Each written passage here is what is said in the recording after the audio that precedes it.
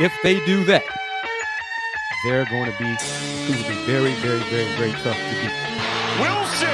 Oh! And we are tied! Let's go! Call them Bryce Beall. And I don't ever let them forget where we come from. Getting those phones out before me acting ignorant. Deyon Kris got his way through, and he may go!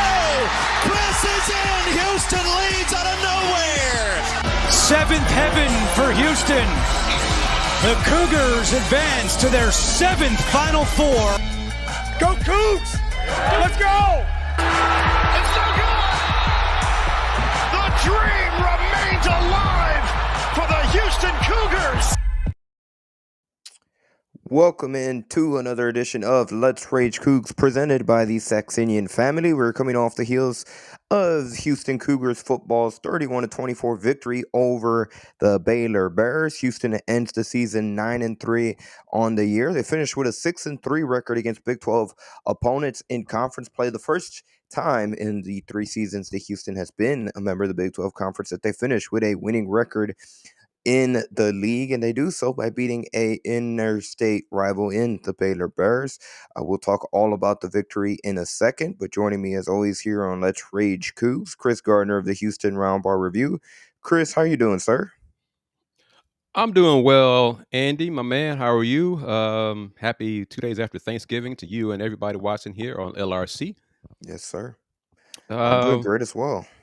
Real quickly, Kris, before we get into it, I forgot. Let's Rage Coogs presented by the Saxenian Family. Of course, we have to say thank you to our sponsors, beginning with Steve Saxenian, who's the primary sponsor not only of this edition of Let's Rage Coogs, but has done so each and every single regular season episode this year for football postgame shows. Does it for men's basketball shows as well. Of course, we also like to say thank you to Star Pizza with multiple locations throughout the Houston area. Star Pizza is your go-to stop before or after the game.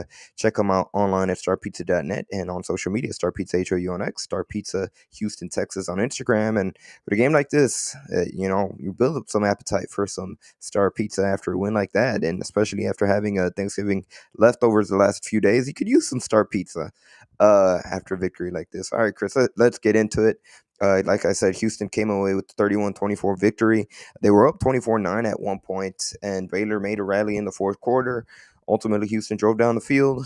They got the score at the end, and then they got the turnover on downs, and they were able to pick up the first down to completely kill the clock. Far from pretty, but at the end of the day, winning's winning. And again, 9-3 overall, 6-3 conference play, and I think the most impressive feat, 6-0 on the road in 2025. This team is a mystery, Andy. I think this coaching staff is a mystery. 6-0 on the road, 3-3 at home. 2 of those 3 losses at home make you just like, ooh, they pew. They kind of stunk in the performance and the play calling. Equalizer, I see your comment. I kind of disagree. The Cougs went for it 5 times on 4th down today. The only conservative call is when they punted from their own 35-yard line. That was the only. And I could see it because at that point, the defense had played so well. And obviously coming off of last week when Ethan Sanchez missed 2 field goals, that would have been about a 49, 50-yard field goal. So why risk it?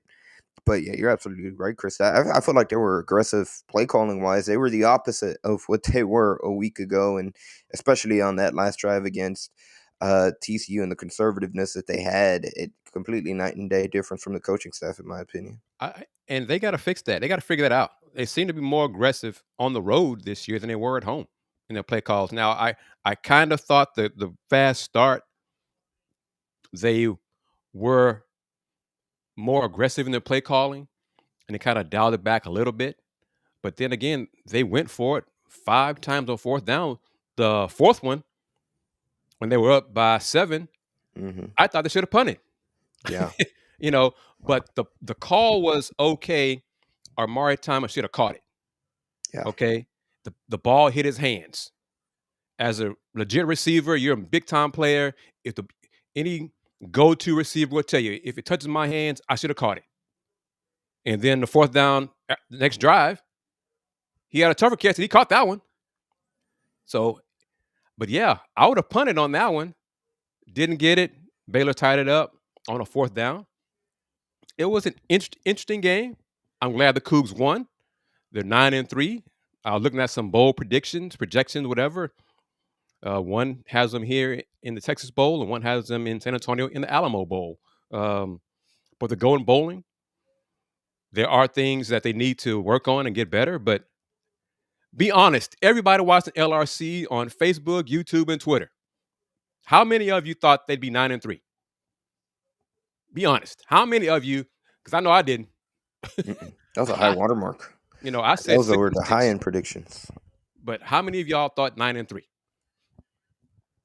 No, I think by any stretch is based on where they were at the beginning of the season to where based on the preseason predictions, right? I think Vegas had their win total at what was it, 4.5, 5 wins to begin the year. So they blew past that watermark. They finished 6-3 in conference play, and this is where expectations coming off, especially last week, and they lost three losses in the Big 12 conference play. 2 of those 3 losses came obviously last week to TCU and then to West Virginia, who just absolutely got dominated by Texas Tech today in at home.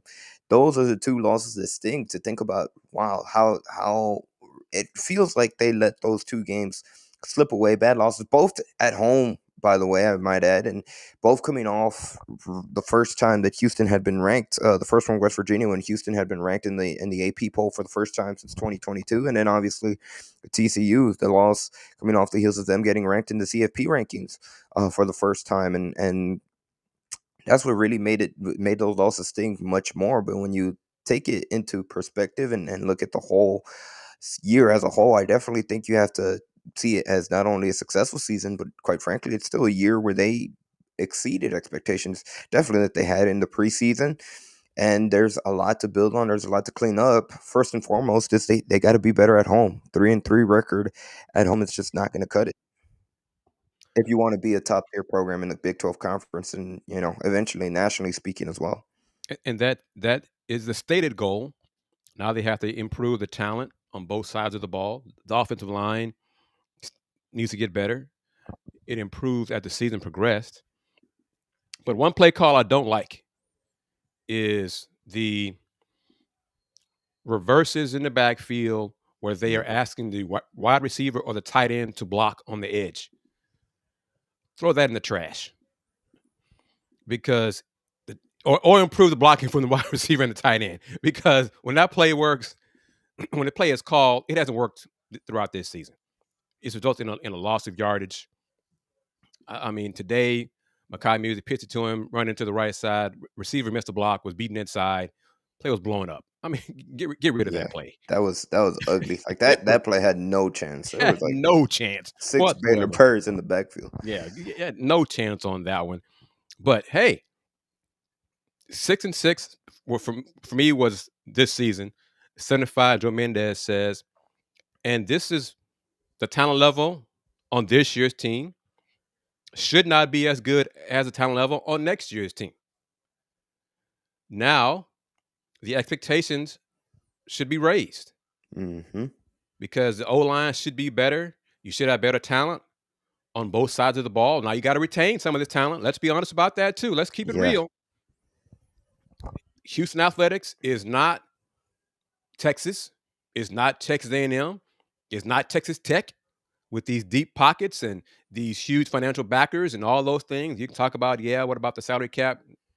Yeah, it's nice in theory, but let's see that them enforce it when someone from another program comes calling with a bigger, especially the NIL. The NIL deals, they are outside of the program. Like we've talked about off air about different players, right? Those off air deals could make or break. And right now, UH, when it comes to NIL, they do not have those off the table deals in terms of NIL that don't necessarily count for that payroll, that cap that you were mentioning. The new window for the transfer portal, if it's approved, basically is in January, after pretty much most of the bowl season. But so that's good. So you shouldn't have too much of defections with guys leaving during December and with bowls, playing for a bowl game and opting out, all that kind of stuff. You probably still will have some. But as Mark says, well coached, disciplined, they're competitive, and that's what makes it really so more disappointing is the gargantuan-sized eggs they laid at home against West Virginia and TCU. West Virginia especially. Because that was just a crap performance. Yeah. They win that game at 10-2. Texas Tech is better than Houston. We agree with that. And if any Red Raider fans are watching and tuning in, or no, you're not, we acknowledge that. And good luck to you in the CFP. Represent the Big 12 well. But to be top tier, they have to improve both sides of the ball. Hell, improve special teams. Oh, yeah. They did not have a good end to the season. Because the kick coverage has gotten worse. Especially that needs to be improved. It seemed like a lot of times Baylor was starting 30, 40, even in plus territory multiple times throughout the game. And give credit to the defense because UH's defense, for the most part, they were able to not allow Baylor to convert it into touchdowns and force them to settle for field goals or just get on point blank stops. But yeah, that was multiple times when Baylor had great starting field position off kickoffs. Yeah, and that special teams return coverage could improve with better talent because you have more athletes on those punt and kickoff return teams. So that could be an area improvement as well. Talent level will help. The coaching staff needs to figure out their issues within themselves when it comes to play calling because, as you said, and Dayon said it last week on the LRSC, two of their worst performances, not only were they at home, they were after the Cougars were ranked. Yeah. So you got to fix. Being ranked is nice, but being ranked should be expected. So, okay, you're ranked 25, 24. That's nice. The objective is to be ranked in the top 10 and be ranked in the top 12 of the CFP. That's the objective. So none of these land your eggs being happy and being content because you ranked 25th. Whoop-de-damn-do. The objective is to win the conference championship and ultimately to compete for a national title.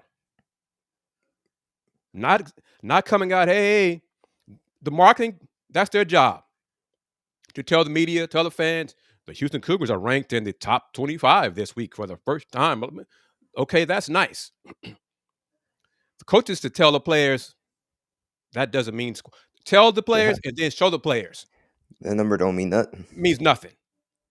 We're going to go out. We're going to coach hard. We're going to coach you guys aggressive. We're going to be aggressive, and we're going to kick this team's butt and get better in the rankings and move up and keep moving up and keep moving up. That's the objective. That's the difference between the middle of the pack team and the top tier teams. And again, not to keep harping too much on the what ifs, but imagine if they do take care of business against West Virginia and against TCU. They're sitting at 11-1, one loss in conference play against, like you mentioned, a team that hats off. They clearly were head and shoulders better than U of H when they played at TDCU Stadium in Texas Tech. But I'd be curious to see where they would be in the mix. If they were to take care of business against two teams that really had no business beating you again at home. On top of that, and that's where you're going to separate yourself. Whether they've been here before, they've been 9-3.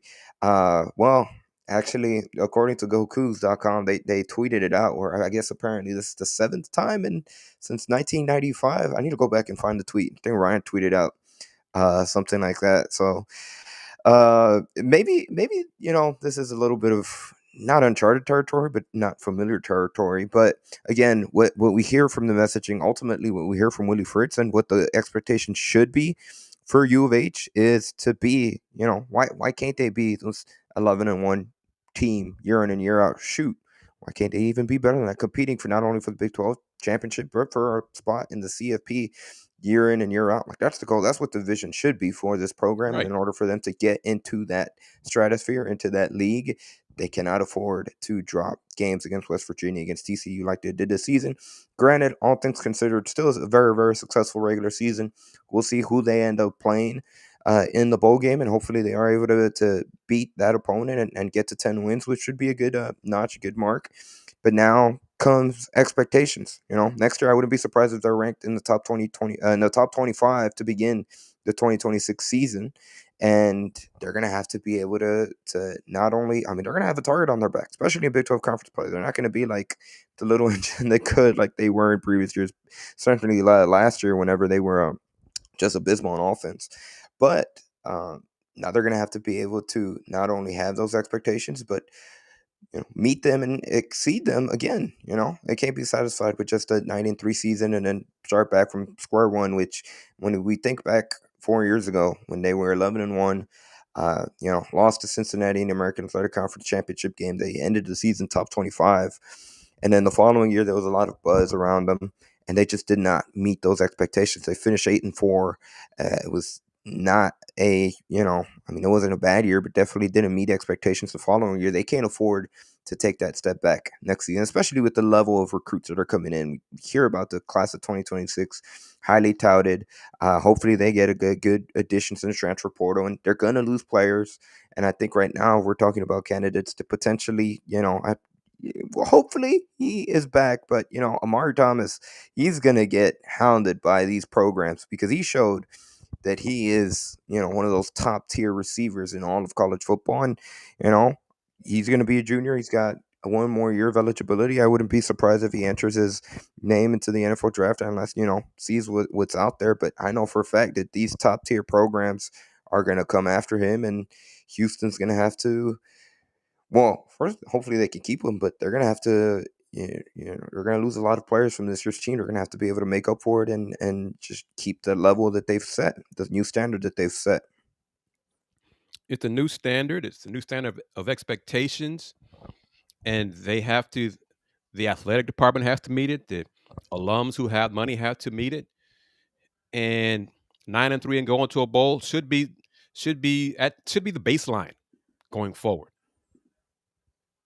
The goal standard is the standard. That should be the baseline.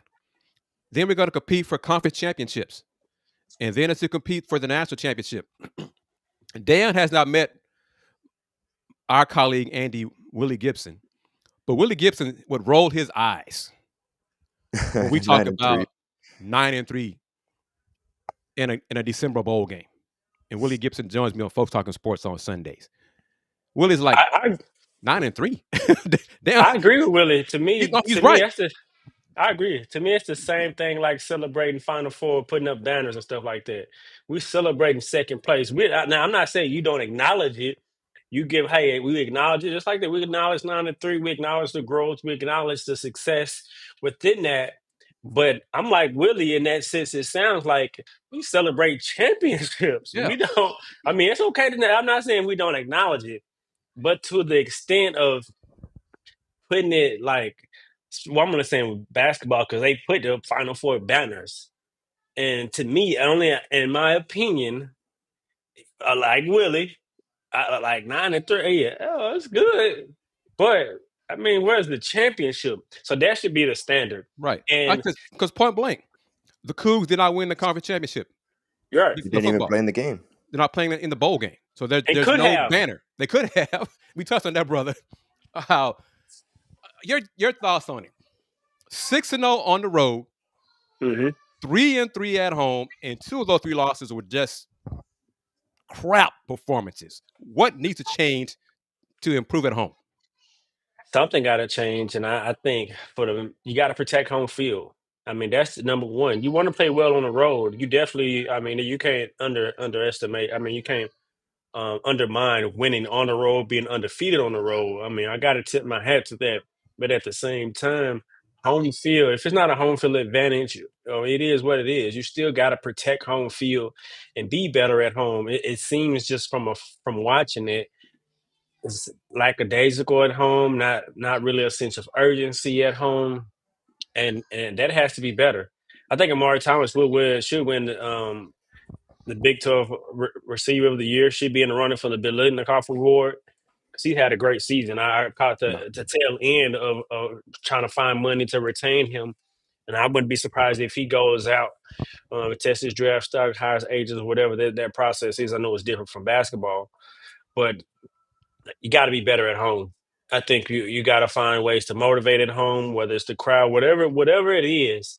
The product at home has to be better because if you lose one game at home, 2 of those games is when you ranked and you put the worst performances of the season at home. That's not something to hang your hat on. That's something we got to go to the drawing board and really, really figure out ways to do that. And I think different ways to market is actually market players, market Coach Fritz, and behind we got to find ways to market characters and build that versus just the normal way of how we've been marketing. But do you think that the coach's play calling was more aggressive on the road than at home this year? Especially today. Definitely was today. I mean, go for them fourth down on numerous of times, especially in your own field. It definitely was today. I think it was similar than it was, but I think just per game. So I'm thinking back to Oregon State. It was the same way it's been all year, but once we got down and we had to have it, we had to pass, we became a little bit more aggressive. And so today it was, but other than that, I think it was pretty much the same. I just think our execution and our slow starts at home really, really plagued us, and this the lack of just energy. It didn't seem right with like a energy to excitement to come out of the win. So I know there's a lot of different factors that play into it, but play calling, even at home, has to be more aggressive. I won't say it's more aggressive on the road, but like we talked about last week, it has to be more aggressive. And that's how you can sustain or even implement a culture of aggression at home, particularly. And Andy touched on it. Your thoughts on this? We think the Cougs will be ranked in the preseason top 25. You agree? I think it's all about what we retain. What we Okay, retain fair. or what we lose. But let's be I positive. think. And majority of the star players are retained. If they retain, I think we'll be ranked. I think just watching and now seeing how we closed out today, I think we're like that second tier, a Big 12 team, and can be right there in the tier one. This is just year two under Coach Fritz, and I think iron out a few more kinks. I think we are ready right there to compete for a Big 12 championship. So I think taking all into consideration, we went to bed twice at home. I think we will come in ranked. I think we'll come in ranked, especially with some of the recruits we have. I expect even more recruits to join us. I think we'll come in ranked. Now, saying that, how soon should marketing begin promoting next season? Yesterday. Thank you. I mean, yesterday.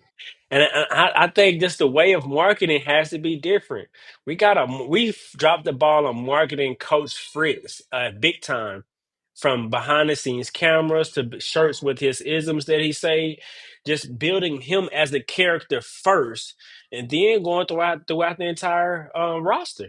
I mean, from quarterbacks you got coming in. I mean, he already got like a hashtag key to the city. You can market there. You can market Amari Thomas. You can market so many ways. We got to market players, especially from the city, to build their brands and to build their little fan bases to hopefully it blows up. And so I think marketing has to find different ways to market in the same. It's been the same. I mean, has it been different? Same videos, same type videos, the same type of everything. I mean, it's different in the sense they get more gear out and different things like that. But I'm talking about reaching a younger demographic on social media, YouTube. They just now starting to do YouTube consistently. And so it's so many different ways that they can pick up and do differently. I think they got to really look into it or hire me. I come in with the ideas and I have the experience to be able to do it. Let me lead the ship, and I promise I can change it. And this statement has been brought up before about football needs of Lawrence Sampson. I don't cover They football. need me. Trust me. Okay, fair. Because basketball is easy. Basketball can do a lot more too. Agreed. Basketball is lucky they saved by the success that they've had. If they weren't as successful, and they still don't drop big crowd. They could do a lot more too. I'm not going to. Basketball is not excluded from this at all. At all. They just lucky they've had the success that they've had. Because football and basketball, UH Athletics does not do athletics. a great job marketing to its students and its young alums and meeting them. We need pep rallies. Because I'm going to say this, it's selfish for me to say it, but I'm going to say it. And if Andy, Dayon, me, whatever, want to make a reel out of it, please do. They need to connect with us. Let's Rage Coogs. They need to reach us, partner with us, have more of the players part of our shows, have us do Instagram and YouTube reels, and have them talk about who they are and their brands and work with them. What you got going on in your world on this and this and what time is the game, and invite fans to come to the game and all those things. Because Let's Rage Coogs is what, gentlemen? The original Houston postgame show. Houston postgame show. We are still growing in numbers and growing in platforms and growing in reach. So it seems to me to make sense to partner with us and work with us to help you reach a younger demographic. Reach And the not only guys that, Andy Yanez's age, not my age. No. Your age too, Chris, because that's what makes us so better. We can reach different generations of Cougs. Your generation, you have a great, outstanding since when 1994. That reach that you have since then matters, and be able to reach your generation to my generation to Andy's generation. All that ties in together on why you partner with Let's Raise Cougs. They've been having the same voices inside primarily the athletic communication department. I was a student worker there. I've seen 4 to 5 people who ran the athletic video department since I was a student, and they've all pretty much came in and did the same exact thing, just with a different person leading the way. I promise, with a new innovative ideas and new ways to open up more visibility to the program. People want to go to YouTube and see these type of things, but you have the same voices who've been in the same meetings, just hiring different people, but they're doing the same things and it's generating the same results. That's why I said basketball isn't excluded, because they've been doing the same thing too, but they just been saved by the success that they've been having. And so, Chris, we need your age group. We need Andy's different. Like, we're all different, and we all have different people that we can reach. And I think that's what makes us the original post game show is even much better. And there, we could have behind the scenes, right? We could have a lot of kind of like, not, it doesn't even have to be full blown mini doc series, but just stuff. Fans love that behind the scenes stuff.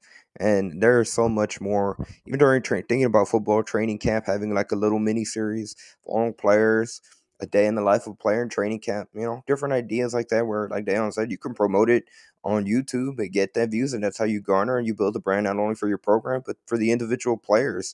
So much that can be, there's so much on the table here, not to use an analogy of Thanksgiving, but there's still so much food left on the table that they're not taking advantage of. And this is Joe, right? Joe said, yeah, Joe, winning will help. Winning championship will help, yes, especially the Fairweather fans in the city and the Fairweather alums as well. But what Dayon is saying, and I think what the majority of us who are part of Let's Rage Coogs shows, is getting back to what Andy just said. They're leaving so much on the table because you're not going to win all the time. It would be great. That's the goal. The goal is to be like Ohio State every year, to be the flag bearer of Big 12 football every year. No shade to Texas Tech, but the goal is to be better than Texas Tech. The goal is to be the top dog in football in Big 12 every year. Everybody knows it. Everyone nationally knows it. Well, you know who's the team to beat. That's Cougs. That's the goal. But to reach the folks who don't watch football all the time, you got to give them a hook, get them interested in what's going on, and get them saying, hey, I saw Dayon talking to QBX on YouTube. There's a great story, and then they got a game coming up. I'm going to the game. That's what they got to do. I saw Andy talk to so-and-so on the coaching staff. That was a great interview. He said he's working on a charity organization, blah, blah, blah, blah, and saying the game's coming up on Saturday. I'm going to the game. I saw Kris talk to so-and-so. Great job. I'm going to the game. They got to reach those folks too. Winning is the ultimate deodorant. Mm-hmm. But if it still stinks, it still stinks. And Andy said it right. I think it's the illusion of behind the scenes, because I know they probably have this mindset, I want to keep everything in-house. So you can still be able to do that.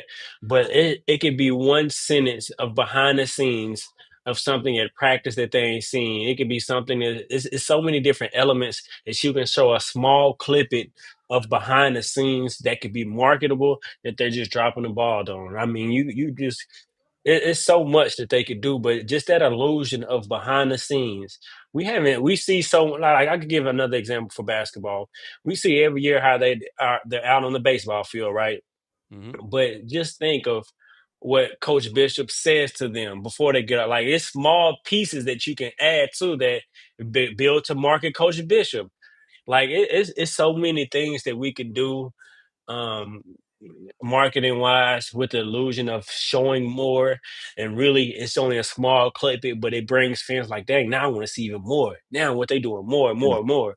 And we can't keep doing the same things.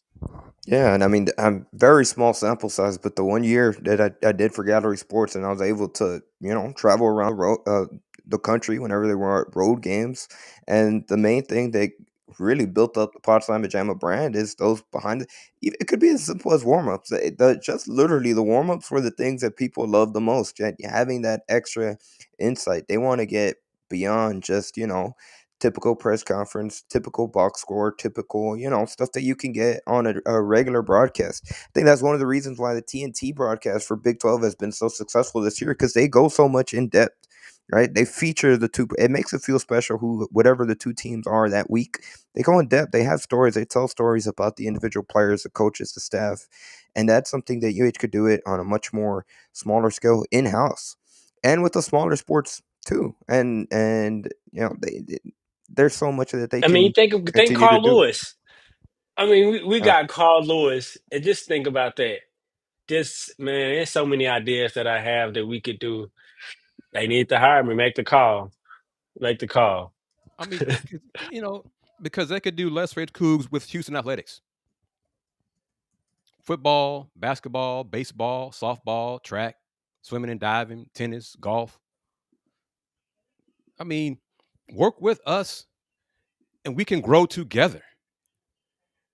Because we do have different people, different generations watching this show. And we do have different people telling us at games, hell, sometimes in the store, hey, man, I saw you on the show, blah, blah, blah, blah. Great job, man. Great job. You guys doing a great job. I love what you're doing. But TNT, I love TNT. I checked before the game was over.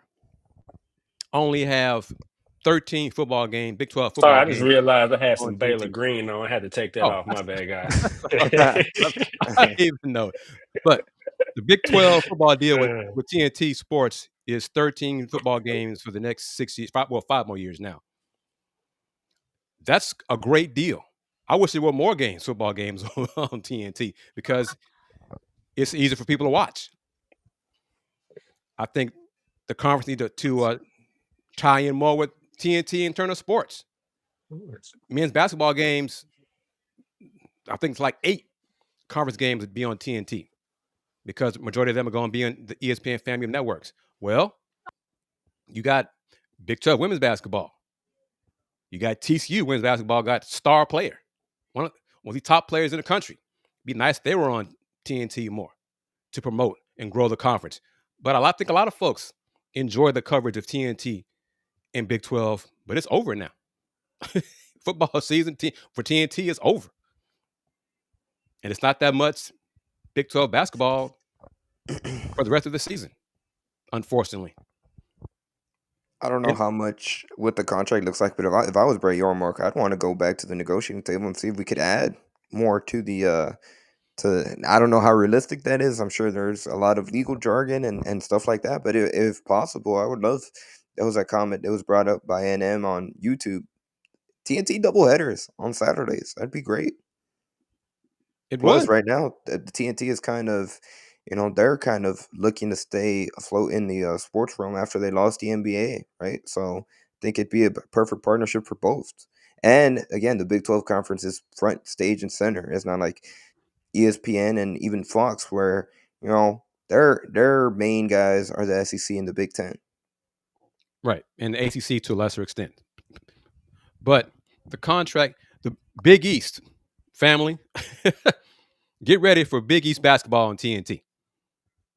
And it's going to kick into high gear, especially conference play. The agreement that the Big East has with Turner Sports is nearly 60 games.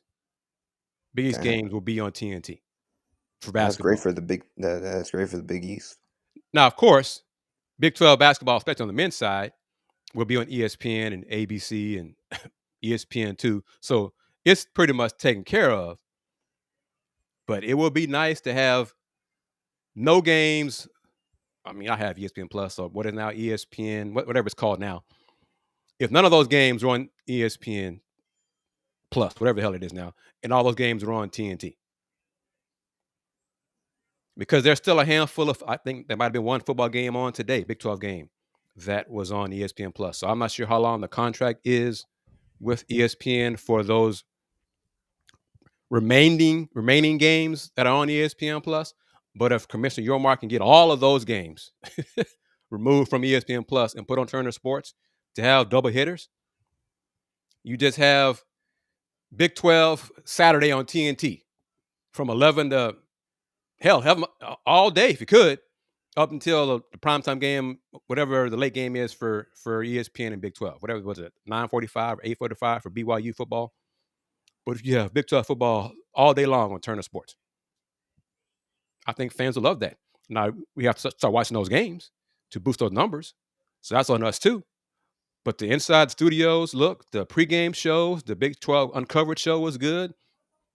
It's a good start.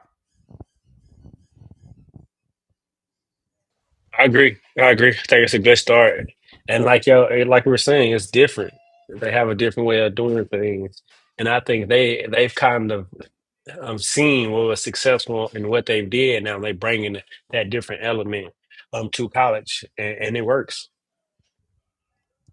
Let's pause for a second and just to take a moment and first thank everybody that's taking the time out of their Saturday afternoon to join us on this edition of Let's Rage Coogs. Like Kris mentioned a second ago, this is Let's Rage Coogs, the original Houston postgame show after each and every single football and men's basketball game, going back to 2022 during the Elite Eight run by the men's basketball team. And we also like to say thank you to today's sponsors, beginning with Steve Saxenian, primary sponsor of this episode of LRC.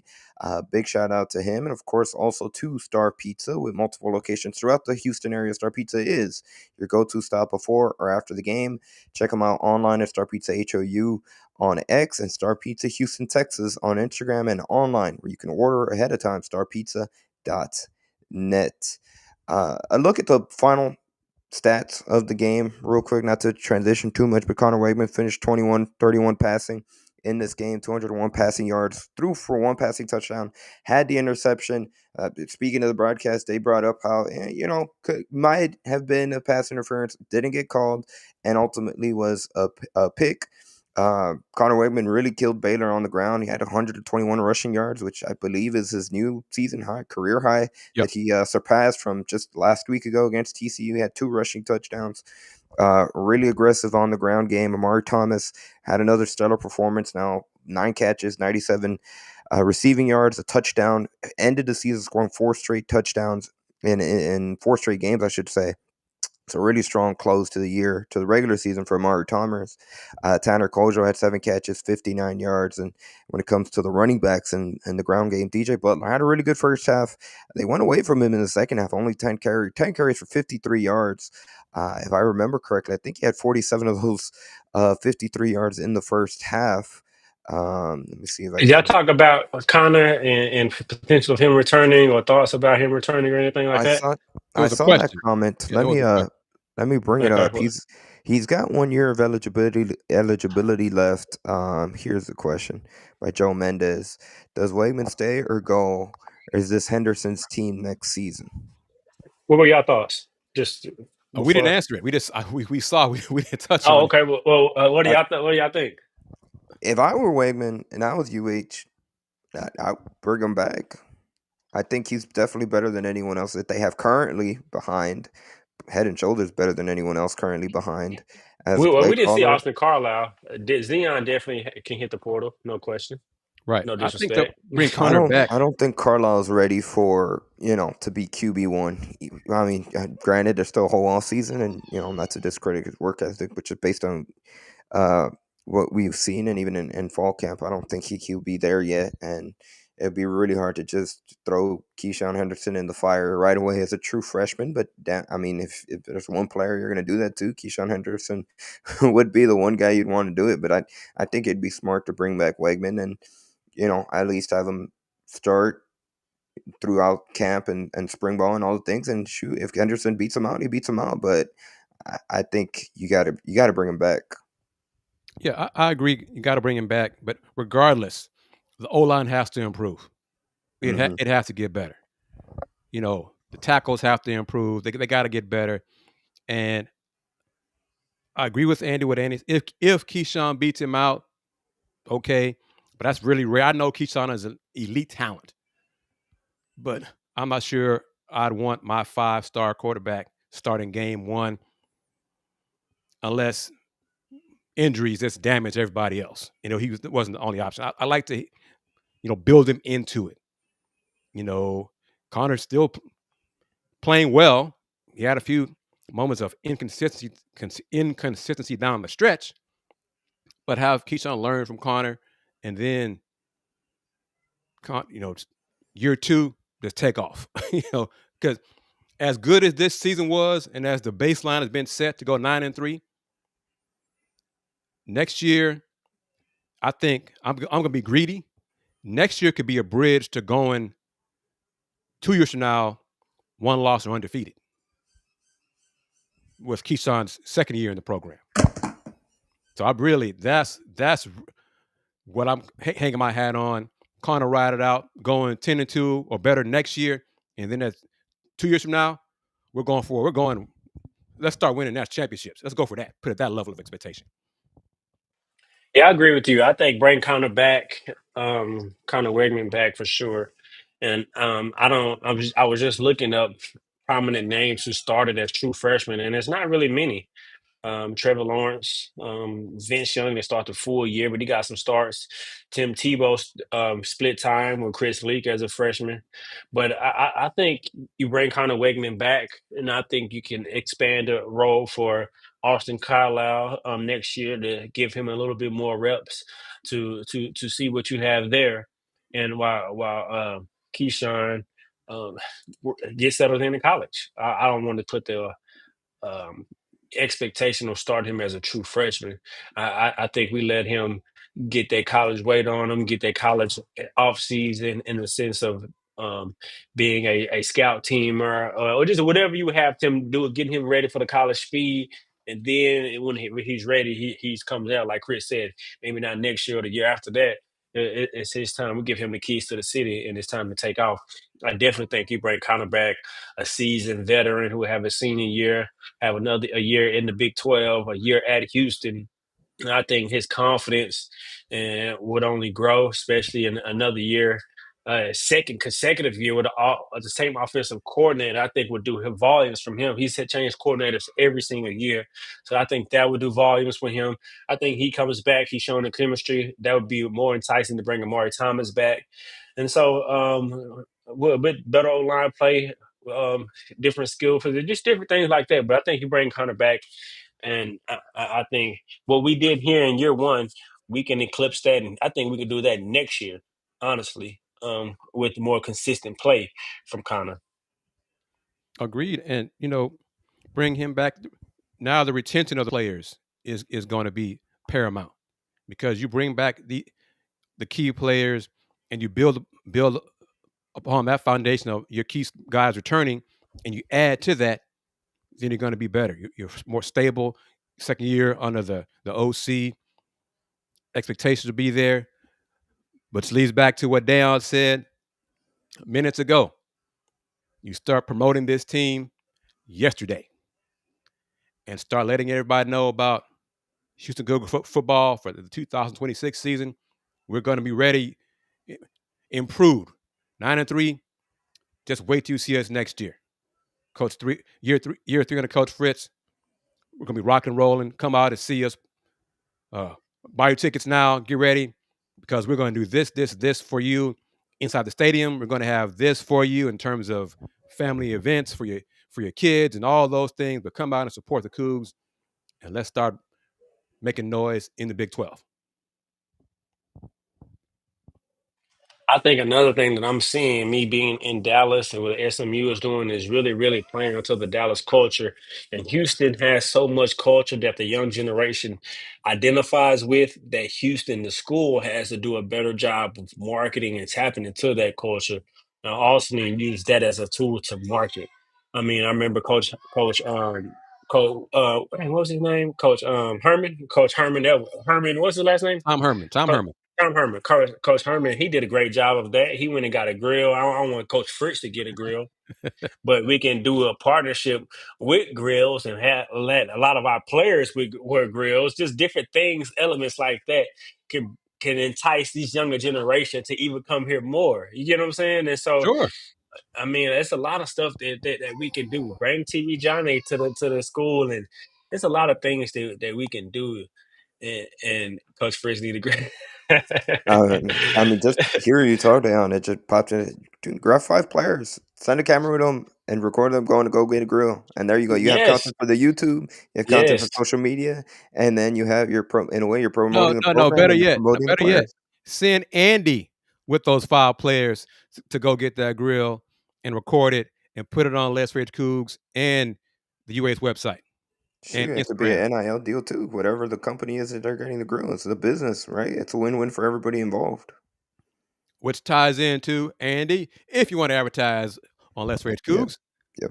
and help make that happen. If you want to be part of the next NIL deal with Andy, LRC, and grills and football players, email letsragecoogs@gmail.com. All lowercase, no extra symbols. letsragecoogs@gmail.com. Get it done. And content. One person once said content is king. Can never have too much content. Ultimately, it's exposure for the program, for the players, and with your business partners. So just, I mean, shoot, we just came up with it in 2 minutes. You know what I mean? Like, Ooh, I see. Pop, bring up the question. the one from Please, question. Taylor. Yep. Why don't we have sports segments on the local news channels every week? Great question. I think it's obsolete. Joe Mendez, that's where I was going right there. The program needs us because We the new media. that's where I'm media. going. We are the new media. Yeah. We are. Now you can say it too because it's true. Local sports news broadcasts are dwindling. Even they do more online than they do the 30-minute windows nightly. Because online is where it's at. But you go to the Chronicle website. There is a Longhorn section. There is not a Cougs section. There's a college section, I think a Rocket section, and I think an Astro section, but there's not a Cougs section. I've heard the excuses that I've heard was, well, the Longhorns spend more money in terms of advertising. You guys don't advertise with us. Y'all don't spend enough money here at the Chronicle. Okay, if that's true, then spend that money here on Let's Rage Coogs. Spend it here. We'll make your dollars work. We got so many ideas. Because we could do Let's Rage Coogs. It doesn't have to be just daily. We could do updates throughout the day about the football team, the basketball team, the baseball team, the softball team throughout the year. Because we are, as Dayon said, my brother said it, we are the new media. And that's reality. This concludes my TED Talk.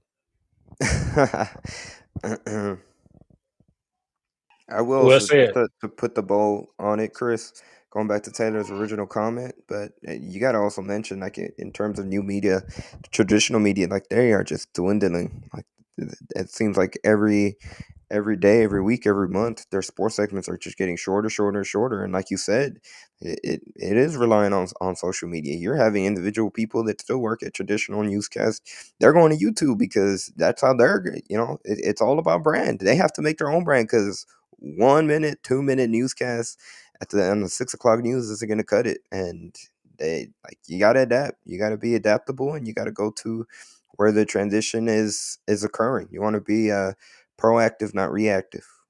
Yeah. And I think we're doing that. We're with our new platform. We like what we're doing, and we're learning. We got more ideas in store for 26 with this new platform. Just advertise with Let's Rage Coogs, advertise with the Houston Roundball Review, and help us grow, because we really onward and upward with both. Because all of us, we've you guys know it because you guys are dedicated supporters and viewers of Let's Rage Coogs. But all three of us are alums and proud alums of the University of Houston. And we want to see athletics excel in all the sports. It's not just football and basketball. It's great. But I would love for, I don't know, whatever the conference cup is for the Big 12, but I'd love for Brett Yormark to hand Andy Yanez the Commissioner's Cup, because Houston Athletics won everything or finished top 2 in everything and won the most points because athletics was dominant in every sport. That's what I want. I want it to get to a point where people outside of Houston Athletics, damn, they won again? Man, they always win. How come we're not like them anymore?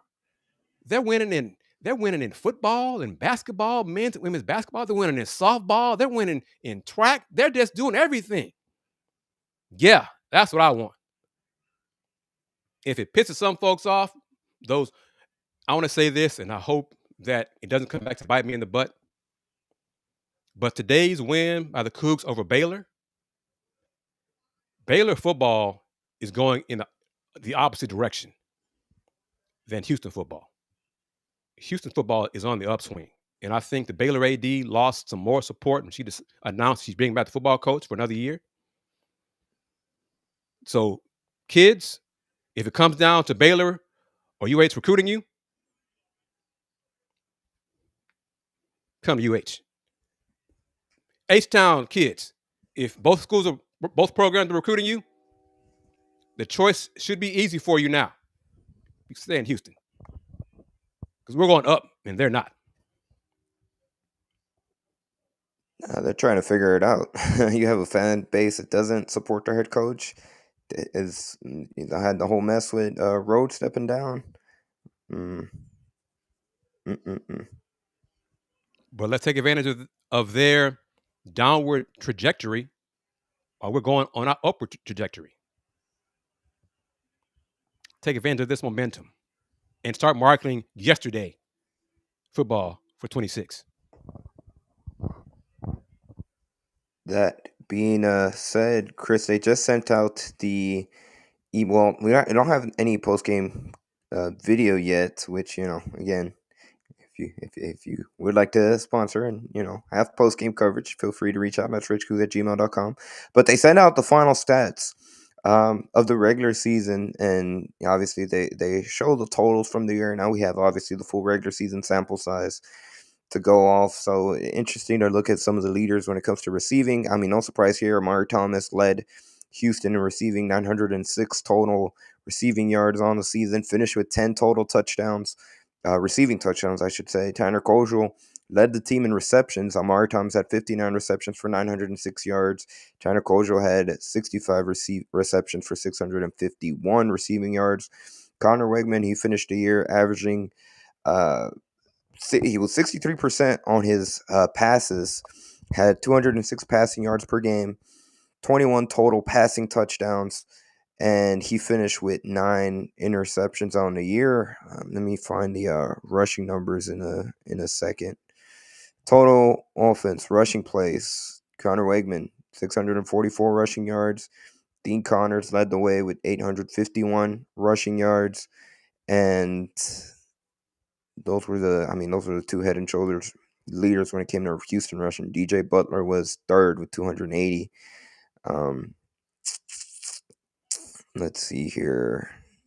And then total sacks, tackles. Let me see. Andy's looking for the stats.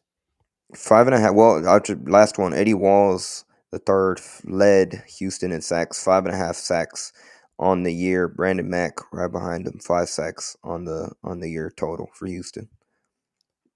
But I'm hoping one of our colleagues, I'm assuming one of our colleagues was there for the game and did post-game video.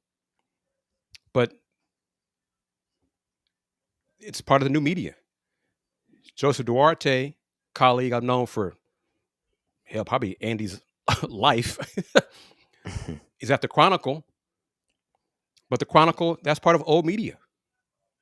So the Chronicle and old media are just now starting to embrace video and podcasting.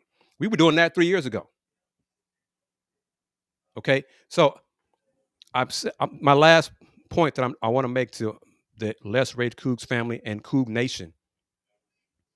I've sensed your pain and frustration with the Chronicle and the lack of coverage to Houston athletics.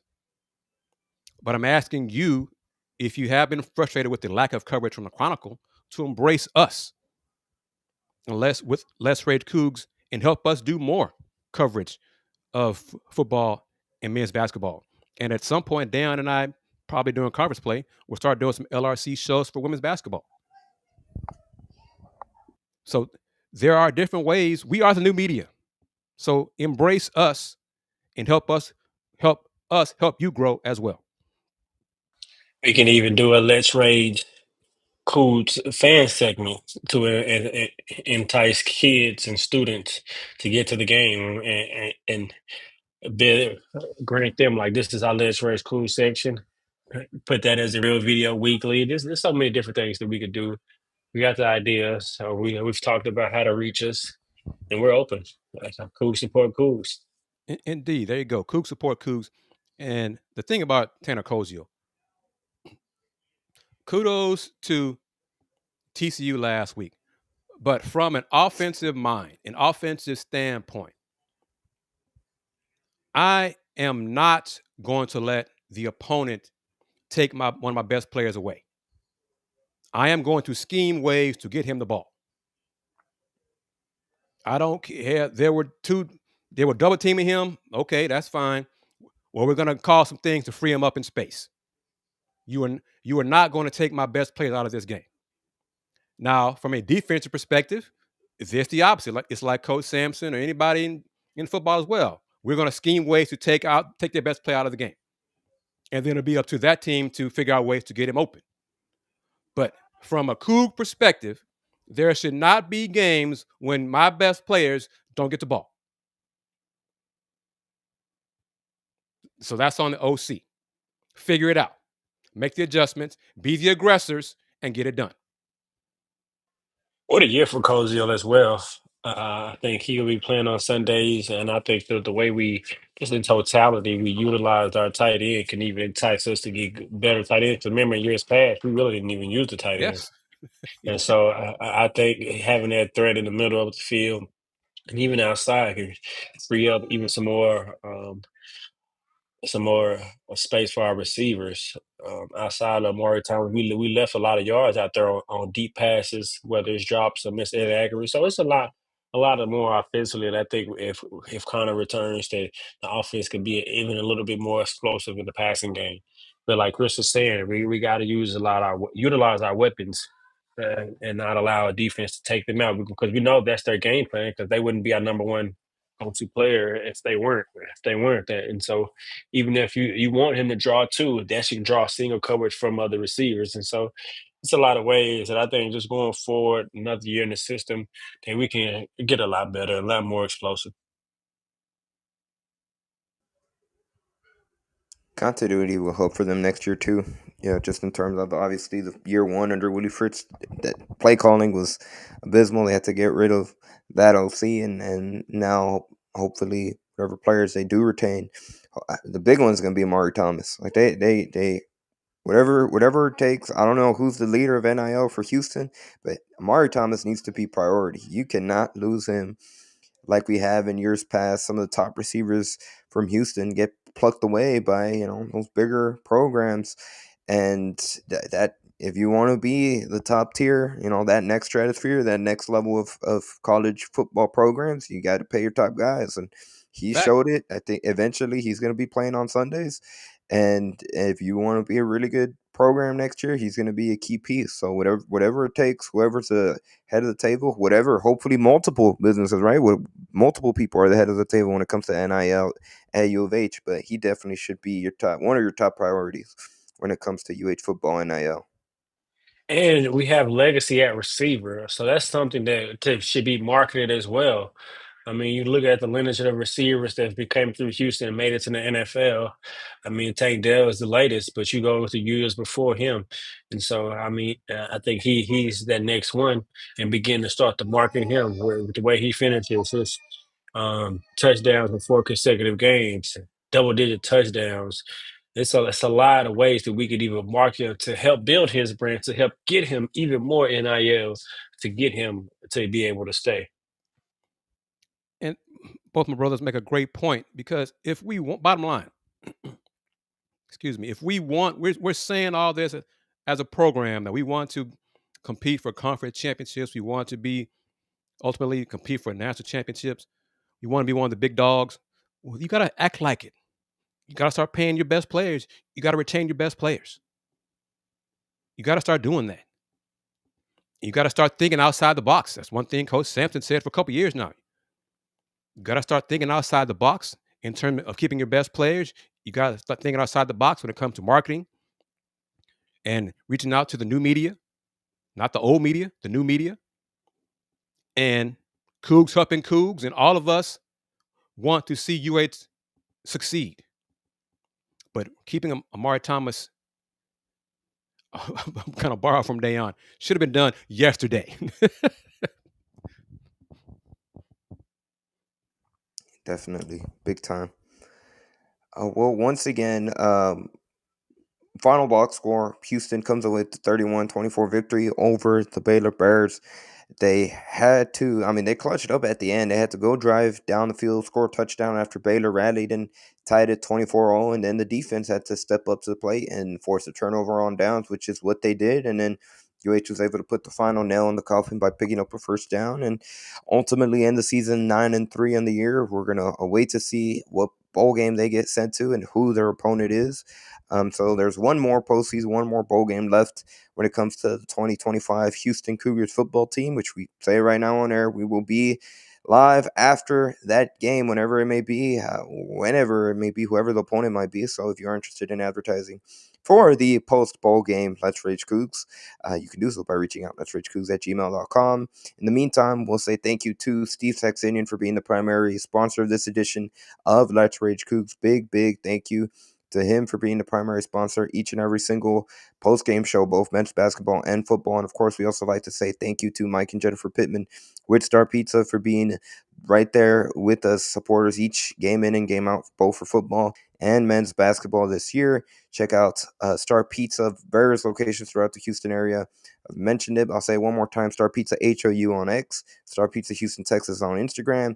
They do good NIL deals with some of the players. With football, I know they have a lot of content with Austin Carlisle. Shoot, Kris and I have done a commercial for them. They have really good pizza, really good food.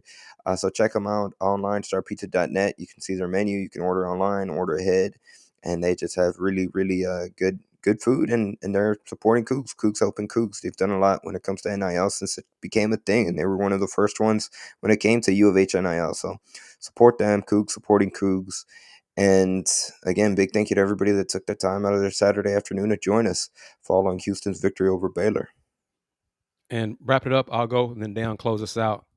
There's still opportunities to be an advertiser or sponsor of the bowl game for the Cougs. There's still opportunities to advertise for the Big 12 tournament. If you want to be bold, if you're big, if you have the means and the funds for a Big 12 women's tournament and the Big 12 men's tournament. If you want to do both, you can do that. And there's still opportunities to advertise for the Cougs run in the postseason in the NCAA tournament. So help us grow, help us expand. We are new media, and we got plans for 26, onward and upward. Subscribe to Paul Samajama on YouTube. Subscribe to the Houston Roundball Review on YouTube. Y'all know it. I'm going to say it again. If you're new to the show, thank you. Tell a friend to tell a friend. Since 1994, the Houston Roundball Review. Local name, global perspective. Since 1994, if you ain't know, 2002, because we true. Let's Raise Coogs, the #1 original post-game show for all Houston athletics. like Kris just said, we're looking to expand to women's college basketball for the girls. So if you want to partner with us with that, reach out to Rage Coogs at Houston Roundball Review. And what a way to end the season, man. I think I can't remember what my prediction was at the end. I meant to text you guys to pull up our prediction so we could have had that on screen. That'd have been another talking point. But we'll do that after the ball game. We'll save that for after the ball game, see how we finish. But hats off to Coach Fritz, man. Year two, doing what he has done throughout his entire career, proven winner, and he's turned this program around fully. Not only do we expect to compete, now he's setting the expectation to expect to win. Now it's to have to set the expectation to expect to win Big 12 championships to get into that playoff. And I think he's building the right buzz. He's trying to lock down the city. We got number one player in the state coming to Houston. I think it's only up from there. And as always, baby, go Cougs. We'll see you.